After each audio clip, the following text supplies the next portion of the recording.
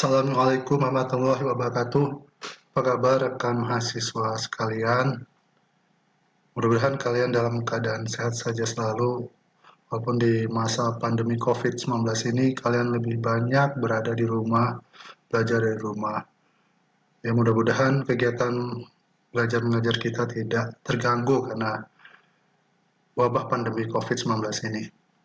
Baik rekan-rekan mahasiswa sekalian, ini kita sudah masuk ke dalam pertemuan ke-15. Saya ingin coba mengulas sedikit ya sekitar 15 menit ya video yang saya rekam untuk meringkas perkuliahan kita dari pertemuan pertama sampai ke pertemuan ke-15 ini. Mudah-mudahan waktu yang 15 menit ini cukup buat kalian untuk tahu ringkasan apa saja sih isi daripada pendidikan anti korupsi ini.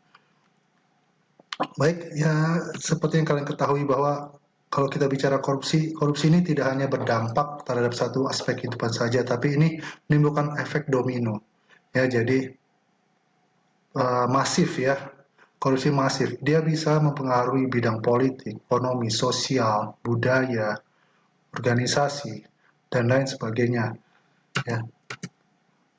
Sehingga akibatnya apa dampaknya? Kita lihat kondisi ekonomi bangsa yang semakin terpuruk, harga barang jadi mahal, kualitas yang buruk, banyak barang-barang yang dijual dengan oplosan istilahnya kan, asli tapi palsu.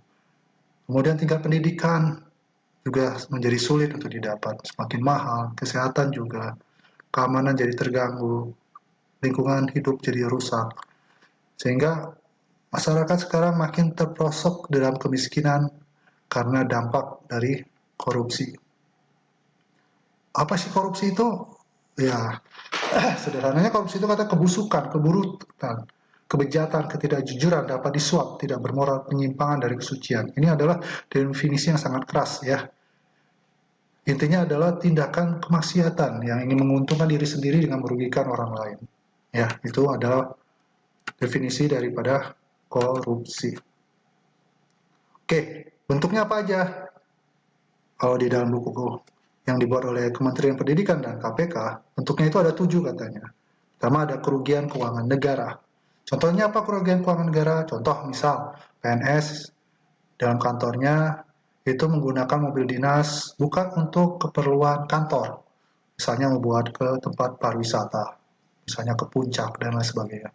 Berarti itu sudah memanfaatkan fasilitas negara untuk kepentingan pribadi atau untuk kepentingan keluarga. Itu adalah kerugian keuangan negara.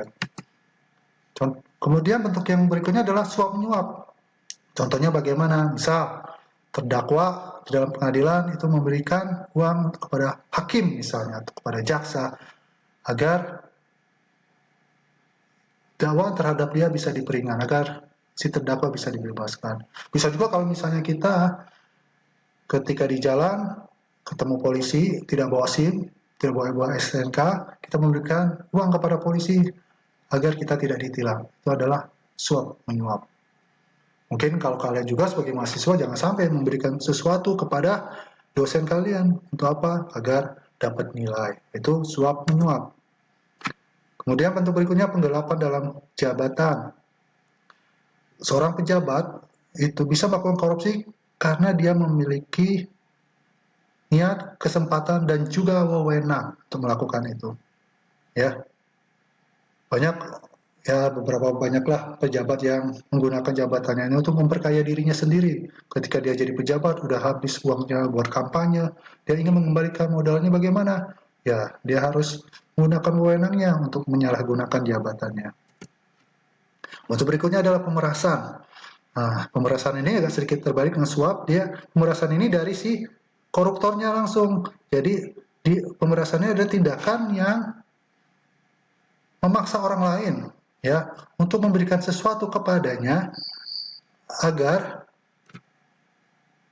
apa yang diinginkan itu terpenuhi. Itu pemerasan namanya. Contoh misalnya di pasar-pasar ada preman-preman pasar yang memeras para orang-orang pasar itu untuk memberikan seperti retribusi atau upeti buat sang preman pasar tadi agar apa? Agar dijaga keamanannya. Itu pemerasan ya. Bisa juga kalau misalnya dosen yang memaksa mahasiswanya untuk membeli buku dari dirinya sendiri dengan harga yang lebih mahal dari buku kalau beli di toko buku, itu juga pemerasan. Ya, kecuali kalau dosen itu menjual bukunya itu dengan harga yang lebih murah, itu bukan pemerasan. Kemudian perbuatan curang. Seperti apa perbuatan curang? Sebenarnya namanya bentuk korupsi itu adalah perbuatan curang, tapi mungkin di sini lebih khusus. Perbuatan curang di sini misal kalau di dalam tender ya, di mana kontraktor itu mendapatkan suatu proyek pengerjaan jalan, kemudian si kontraktor itu menghitung spesifikasi jalan itu dengan spesifikasi yang tidak sesuai dengan yang diminta oleh pemerintah sebelumnya. Dia kurang-kurangi, semen dikurangi, batu dikurangi, atau diganti dengan barang-barang yang kualitasnya di bawah dari spesifikasi. Itu adalah perbuatan curang namanya. Ya, itu adalah korupsi. Kalau kalian mahasiswa, perbuatan curang misalnya apa? Mencontek. Ya, kayaknya jangan mencontek, itu adalah perbuatan curang. Ya. Kemudian bentuk berikutnya benturan kepentingan dalam pengadaan. Seperti apa? Ini biasanya sering terjadi di bagian pengadaan atau bagian pembelian, bagian logistik. Ya, di mana misalnya dia membeli barang dari vendor, ya, sebenarnya harga barang itu bisa 100.000, tapi di atas kertas ditulis 120.000. Lantas 20.000-nya buat siapa? Ya, buat orang-orang pengadaan. Ya, itu kalau satu barang. Bagaimana kalau misalnya ratusan barang? Berapa banyak uang yang bisa diterima oleh orang pengadaan itu? Itu adalah benturan kepentingan dalam pengadaan. Dan yang terakhir adalah ini yang paling sulit untuk ditelusuri bentuk korupsinya, itu gratifikasi. Gratifikasi itu ada yang positif, ada yang negatif. Kalau yang positif, gratifikasi itu adalah hadiah. Kalau yang positif misalnya memberikan hadiah kepada orang tua, kakak, istri, suami, anak, cucu, gitu ya. Itu yang positif. Bagaimana kalau gravitasi yang negatif? Itu ada pemberian hadiah kepada seorang yang menduduki suatu jabatan tertentu, ya, dengan alasan ucapan terima kasih karena pekerjaannya sudah selesai, ya. Padahal sebenarnya orang tersebut sudah diberi gaji, tidak perlu harus diberikan hadiah, ya. Sepertinya misalnya kita memberikan hadiah kepada PNS yang sudah melakukan pelayanan, itu adalah gratifikasi, ya. Ya tentu memang ada jumlahnya juga. Kalau gratifikasinya kalau cuma berupa kue mungkin tidak terlalu ini ya. Tapi kalau bagaimana kalau hadiahnya berupa uang yang besar, nah itu masuk dalam tindakan korupsi. Nah terutama buat pegawai negeri ya atau pejabat-pejabat di dalam negara, itu hadiah itu ucapan terima kasih karena sudah melakukan pekerjaannya itu sangat dilarang ya, karena dia sudah digaji oleh negara. Apa saja sih penyebabnya korupsi ini? Katanya ada faktor internal dan faktor eksternal. Internal datang dari diri pribadi, sedangkan eksternal itu dari luar. Siapa sih yang dari dalam? Katanya perilaku materialistik dan konsumtif masyarakat serta sistem politik yang masih mendewakan materi maka dapat memaksa terjadinya permainan uang dan korupsi. Ya, materialistik itu apa? Itu adalah sifat seseorang yang menganggap kemuliaan seorang itu dilihat dari harta yang dimilikinya. Itu materialistik namanya. Kemudian kalau konsumtif itu bagaimana? Perilaku konsumtif orang yang membeli barang itu tidak berdasarkan kebutuhannya, tapi berdasarkan keinginannya. Kalau namanya keinginan ya susah, ya.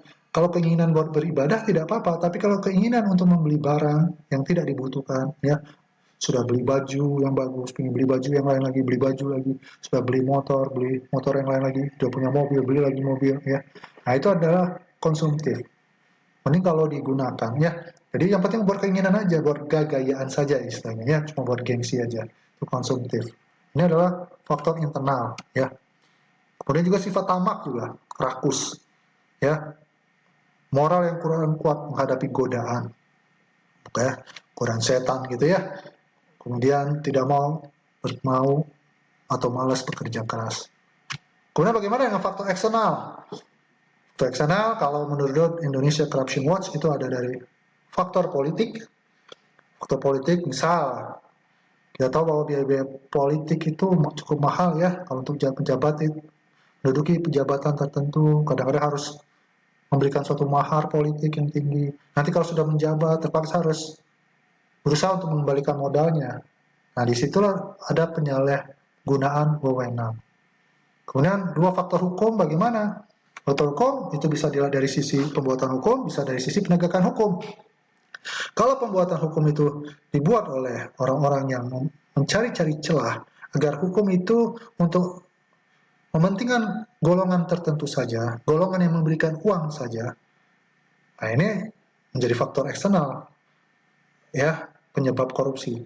Kemudian kalau penegakan juga, bagaimana penegakan ini yang salah, penegak hukum yang salah ketika penegakan hukum ini hanya kuat kepada orang yang lemah modalnya, lemah kekuasaannya, tapi tumpul ketika menghadapi orang yang kuat modalnya atau orang yang berkuasa. Ya. Kemudian faktor ekonomi dan birokrasi itu bagaimana? Contoh misalnya gaji yang kurang cukup, ya, itu juga faktor birokrasi. Kemudian faktor terjadinya korupsi, birokrasi juga yang terlalu banyak tahapan-tahapannya, ya, banyak meja yang harus dilewati, ya. Untungnya sekarang itu katanya birokrasi kayak penandatanganan dari eselon 1, 2, 3, 4, eselon pejabat eselon 3, 4 itu mulai dihilangkan. Jadi bisa langsung ke eselon 2 dan eselon 1. Jadi memutus tahapan-tahapan birokrasi itu sangat baik. Kemudian terakhir adalah faktor organisasi. Itu bagaimana pengaruhnya? Itu berarti terpengaruh dari organisasi dari anggota organisasi yang lain. Contoh paling kecil aja di keluarga. Kalau misalnya apakah ayahnya itu memberikan teladan bagi anaknya atau tidak? Kalau ayahnya suka bohong, suka marah, dan perilaku yang buruk yang lain, itu akan mempengaruhi anak-anaknya, ya. Karena contoh dalam pimpinan di organisasi itu akan memberikan teladan bagi anggota-anggota keluarga ataupun organisasi yang lain. Oke, jadi korupsi ini akibatnya apa sih? Kalau seandainya dana APBN tidak korupsi, apa yang akan kita dapatkan? Bisa sekolah gratis, perguruan tinggi biaya kesehatan gratis, perumahan murah, kenaikan pendapatan, listrik, modal usaha rakyat, air bersih siap minum, transportasi umum bagus, ya, yang akan semakin mensejahterakan masyarakat yang pada akhirnya meningkatkan martabat bangsa.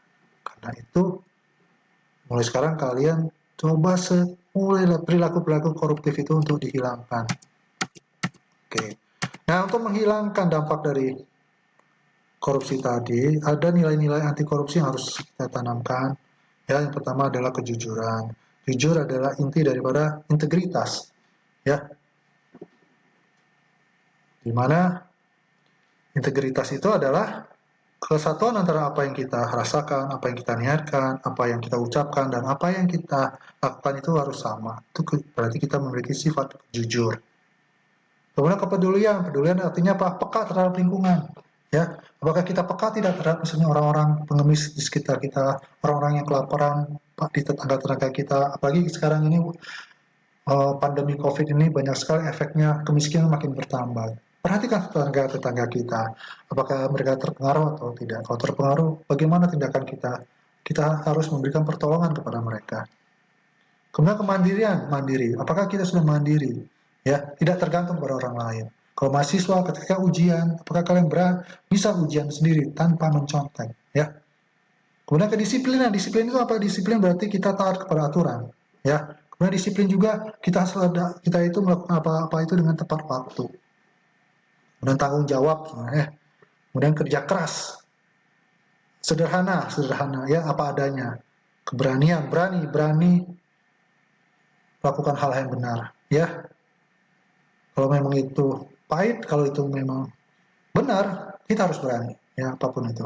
Keadilan, adil itu adalah menempatkan sesuatu itu pada tempatnya. Keadilan. Oke. Nah, ini prinsipnya adalah akuntabilitas, transparansi, kewajaran, kebijakan, dan kontrol kebijakan. Oke, sekarang karena waktu mungkin hanya 15 menit, jadi buat pertemuan ini, ternyata keterlibatan kalian di mahasiswa itu harus ada pada lingkungan keluarga. Coba kalian perhatikan lingkungan keluarga kalian. Lihat ayah kalian, misalnya, apakah ayah kalian dapat uang itu hasil korupsi atau bukan. Nasihati kalau memang seperti itu. Lihat apakah saudara-saudara kalian menggunakan bajakan atau tidak. Lingkungan kampus, perhatikan lingkungan kampus kalian. Kalau ada teman-teman yang mencontek, tegur. Kalau ada teman-teman beri suap pada dosennya, tegur. Dan bagaimana masyarakat sekitar